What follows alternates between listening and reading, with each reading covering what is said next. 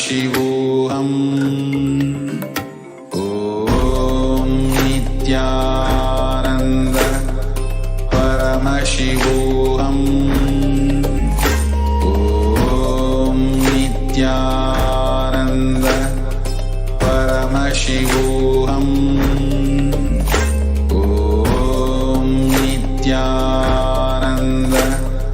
परमशिवोऽहम् ॐ नित्यानन्द परमशिवोऽहम् ॐ नित्यानन्द परमशिवोऽहम्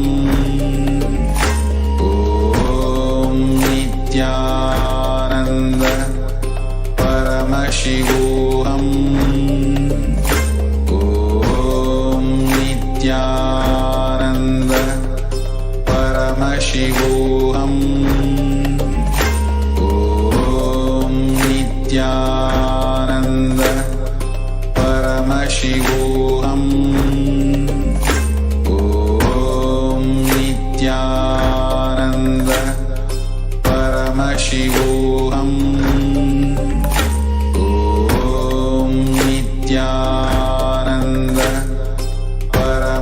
परमशिवोऽहम् ॐ नित्यानन्द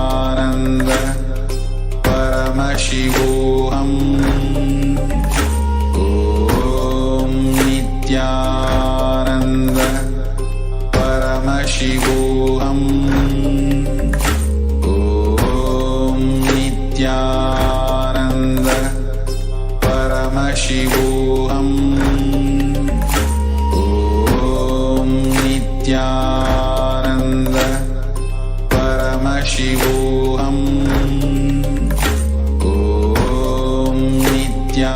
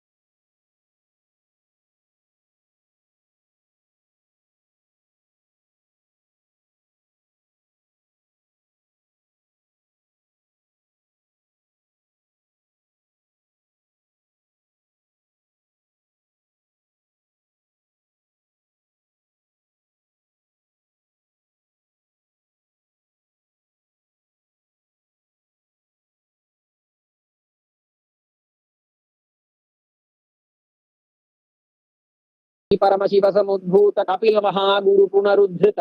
महानिर्वाणि पीठ अष्टोत्तर सहस्र श्री महामंडलेश्वर साक्षात् श्री परमशिव सिंहासनाभिषिक्त समस्त गणनायक श्री महागणपति समारंभ अनवच्छिन्न पीठाधीश्वर गुरु परंपरा प्राप्त अटल पीठ अष्टोत्तर सहस्र श्री अटल पीठाधीश्वर धर्म मुक्ति स्वर्गपुर स्वर्णपीठ त्रयोविंश गुरु महासन्निधान कैलास परंपरागत आदिपीठ सर्वज्ञ पीठ जगद्गुरु श्री कैलास पुनरुद्धारक श्री कैलास परमाचार्य श्रीमत् परमहंस परिव्राजकाचार्य वर्य सच्चिदानंद प्रणव स्वरूप श्रोत्रिय ब्रह्मनिष्ठ श्रीमज्जगद्गुरु श्रील श्री भगवत श्री नित्यानंद परमशिव श्री ज्ञान संबंध देशिक परमाचार्य स्वामिनां प्रीत्यर्थम पूर्वोक्तानां सर्वेषां जीवन मुक्ति प्राप्त्यर्थम एतेषां दिवंगत बंधुमित्राणां विदेह मुक्ति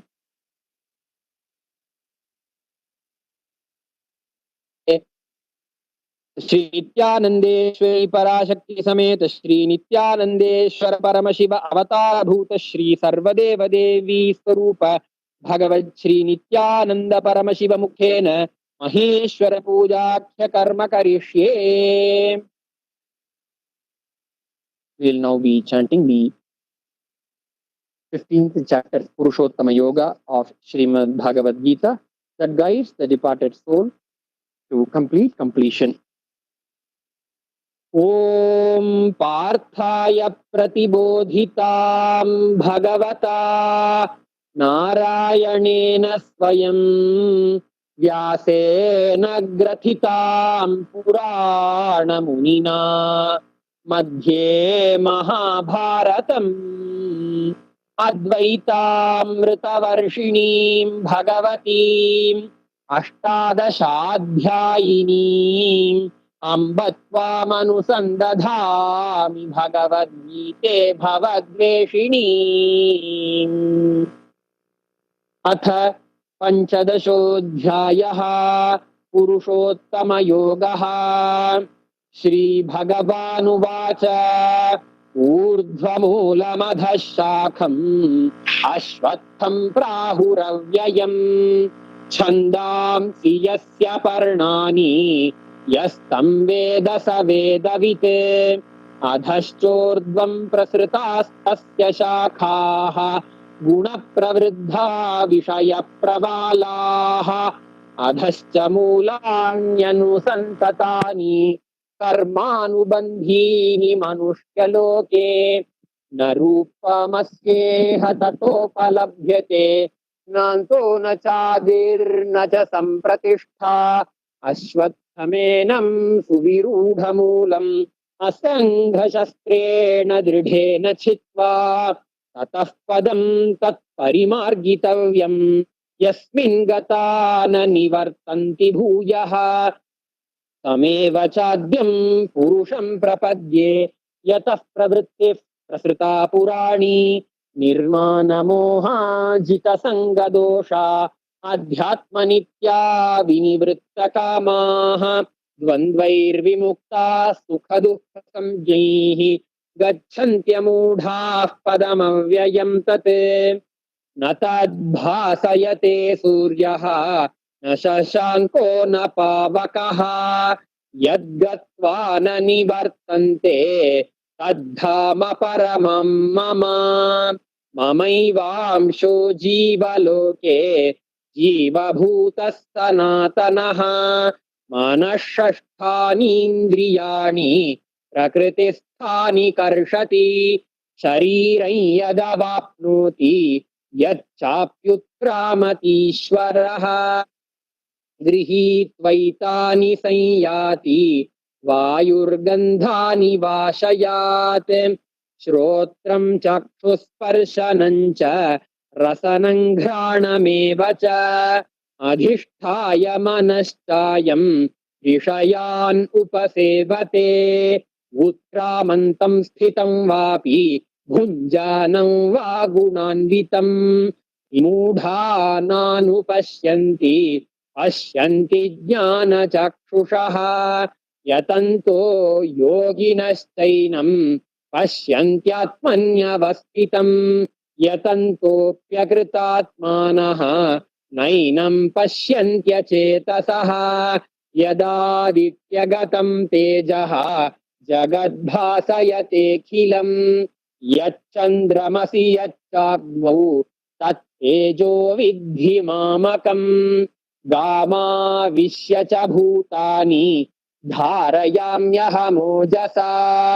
उष्णामि चौषधीः सर्वाः सोमो भूत्वा रसात्मकः अहं वैश्वानरो भूत्वा प्राणिनां देहमाश्रितः प्राणापानसमायुक्तः पचाम्यन्नं चतुर्विधम् सर्वस्य चाहं हृदि सन्निविष्टः मत्तस्मृतिर्ज्ञानमपोहनं च वेदैश्च सर्वैरहमेव वेद्यः वेदान्तकृद्वेदविदेव चाहं द्वाविमौ पुरुषौ लोके क्षरश्चाक्षर एव च क्षरः सर्वाणि भूतानि कूटस्थोऽक्षर उच्यते उत्तमः पुरुषस्त्वन्यः परमात्मेत्युदाहृतः यो लोकत्रयमाविश्य God bless you all. बिभर्त्यव्यय Let you all ईश्वरः open all your three eyes यस्मात् and क्षरमतीतोऽहम् manifest the powers of अक्षरादपि Mahasadashiva. चोत्तमः Om अतोऽस्मि लोके वेदे च कथितः पुरुषोत्तमः यो मामेवमसम्मूढः जानाति पुरुषोत्तमम् सर्वविद्भजति माम् सर्वभावेन भारत इति गुह्यतमम् शास्त्रम् इदम् उक्तम् मया नघ एतद्बुद्ध्वा बुद्धिमान् स्यात् कृतकृत्यश्च भारत ॐ तत्सत् इति श्रीमद्भगवद्गीतासु उपनिषत्सु ब्रह्मविद्यायां योगशास्त्रे श्रीकृष्णार्जुनसंवादे पुरुषोत्तमयोगो नाम पञ्चदशोऽध्यायः। ॐ वसुदेवसुतं देवं कंसचाणूरमर्दनं देवकी परमानन्दं कृष्णं वन्दे जगद्गुरुम्। ॐ हृत्पद्ममासनं दद्यात् सहस्रारच्युतामृतैः पाद्यं चरणयोर्दद्यात् मनस्तु अर्घ्यं निवेदयेत् तेन अमृतेन आचमनीयं स्नानीयं येन च स्मृतम् आकाशतत्त्वं वस्त्रं स्यात् गन्धस्याद् गन्धतत्त्वकम् चित्तं प्रकल्पयेत् पुष्पं धूपं प्राणान् प्रकल्पयेत् तेजस्तत्त्वं च दीपार्थं नैवेद्यं स्यात् सुधां बुधिः अनाहतध्वनिर्घण्टा वायुतत्त्वं च चामरम् सहस्रारं भवेत् छत्रम्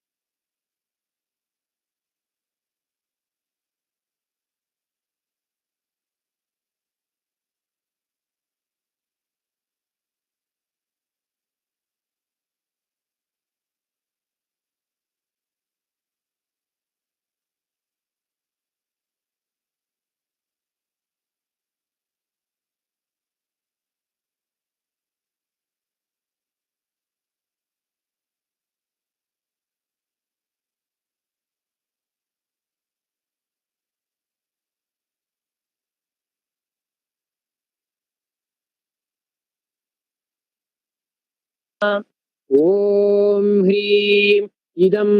सोपकरणनैवेद्यं सर्वदेवदेवी स्वरूपाय भगवते श्रीनित्यानन्दपरमशिवाय नमः। ॐ ह्रीं इदं पानार्थोदकं सर्वदेवदेवी स्वरूपाय भगवते श्रीनित्यानन्दपरमशिवाय नमः। ॐ ह्रीं इदं पुनराचमनीयं सर्वदेवदेवी स्वरूपाय भगवते श्रीनित्यानन्दपरमशिवाय नमः। Now, please take the lit arati in your right hand and slowly wave towards His Divine Holiness Swamiji in a clockwise manner along with the chanting of the mantra, and please ring the bell with the left hand while doing so. आरात्रिकम् ॐ राजाधिराजाय प्रसह्य साहिने नमो वयं वै श्रवणाय कुर्महे समे कामान् कामकामाय मह्यं कामेश्वरो वै श्रवणो ददातु कुबेराय वै श्रवणाय महाराजाय नमः। कर्पूरगौरं करुणावतारं संसारसारं भुजगेन्द्रहारं सदा वसन्तं हृदयारविन्दे भवं भवानी सहितं नमामि भवं भवानी सहितं नमामि भवं भवानी सहितं नमामि। आरात्रिकं समर्पयामि भगवत् श्री नित्यानंद परमशिव चरणकमलेभ्यो नमः। पुष्पाञ्जलिः। गुरुर्ब्रह्मा गुरुर्विष्णुः गुरुर्देवो महेश्वरः गुरुस्साक्षात् परं ब्रह्म तस्मै श्री गुरवे नमः। अखण्डमण्डलाकारं व्याप्तं येन चराचरं तत्पदं दर्शितं येन तस्मै श्री गुरवे नमः। अज्ञानतिमिरान्धस्य ज्ञानाञ्जनशलाकया चक्षुरुन्मीलितं येन तस्मै श्री गुरवे नमः। अनेकजन्म सम्प्राप्त कर्मबन्धविदाहिने आत्मज्ञानप्रदानेन तस्मै श्री गुरवे नमः। मन्नाथ श्रीजगन्नाथो मद्गुरु श्रीजगद्गुरुः ममात्मा सर्वभूतात्मा तस्मै श्री गुरवे नमः। ईश्वरो गुरुरात्मेति मूर्तिभेदविभागिने व्योमवद्व्याप्तदेहाय दक्षिणामूर्तये नमः। नित्यानन्दं सुखदं केवलं ज्ञानमूर्तिं द्वन्द्वातीतं गगनसदृशं तत्त्वमस्यादिलक्ष्यम् एकं नित्यं विमलमचलं सर्वधी साक्षिभूतं भावातीतं त्रिगुणरहितं सद्गुरुं तं नमामि। पुष्पाञ्जलिं समर्पयामि भगवत् श्री नित्यानंद परमशिव चरणकमलेभ्यो नमः। ओम नित्यानंदम्।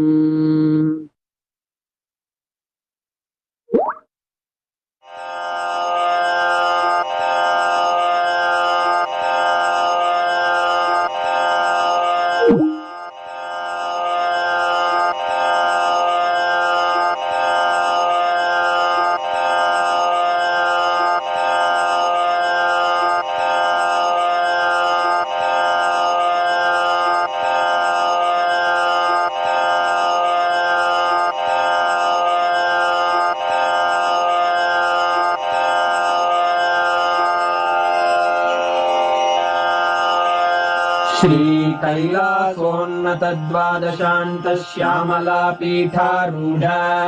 श्रीमीनाक्षि सुन्दरेश्वरा भिन्नस्वरूप परशिवपुत्र रत्न कुमार गुरुमण्यतुल्यावतार श्रीपार्वती स्तन्यपानलब्ध दिव्यज्ञान विश्रुत सकल निगमागमसारभूत द्राविड वेद प्रवक्त्रे श्रीमत्परमशिव करुणा समधिगत मुक्तामय चतुरश्रयान गीयमान छत्र चामर श्रीचिह्न काहलादि समस्त बिरदावल्यलङ्कृत ज्ञान विज्ञान चक्रवर्ती सर्वजन संघ सद्यो निर्वाण दीक्षा व्ययापवर्गवर्ष विश्राण जीमूत परमत कलभ केसरी शैव सिद्धान्त स्थापनाचार्य श्रीराजाधिराज पाण्ड्य महाराज गुरु क्षपण शाक्यादि महान्धकार निवारण ज्ञान भानु वीक्षणानर्हार्ह ध्वजोच्छेदन पूर्वक श्रीमद्वृषभध्वज स्थापक शैव समय कर्त्रे सर्वज्ञ पीठारूढ श्री जगद्गुरु श्री ज्ञान संबंध देशिक स्वामी वागीश सुंदर माणिक्य वाचक स्वामिनां अवतार भूत श्री ज्ञान संबंध स्वामी पुनरुद्धृत श्यामला पीठ सर्वज्ञ पीठ त्रिनवत्युत्तर द्विशततम गुरु महासन्निधान अरुणगिरि योगीश्वर परंपरागत अरुणाचल सर्वज्ञ पीठ गुरु महासन्निधान कैलास परंपरागत कांची कैलास सर्वज्ञ पीठ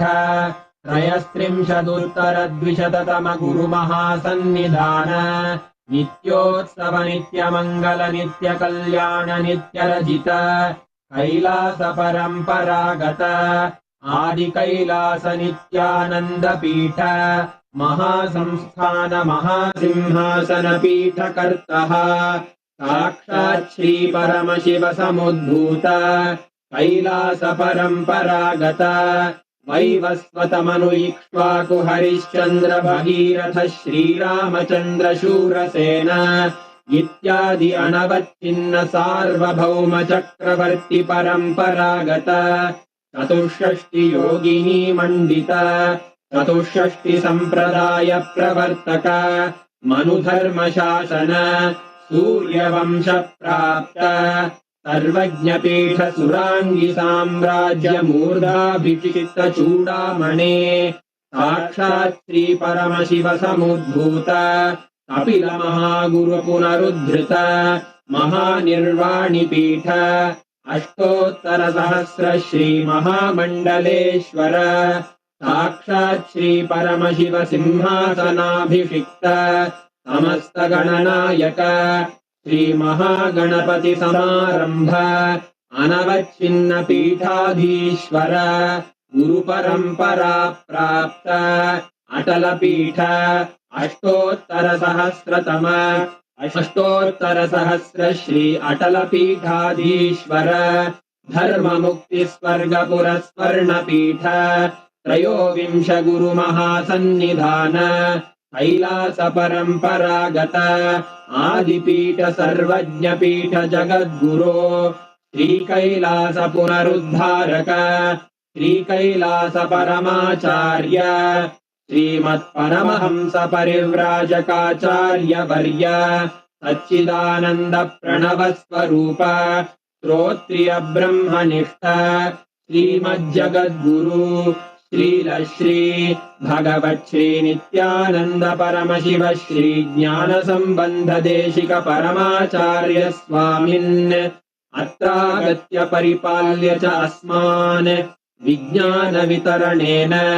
विजयी भव जय जय।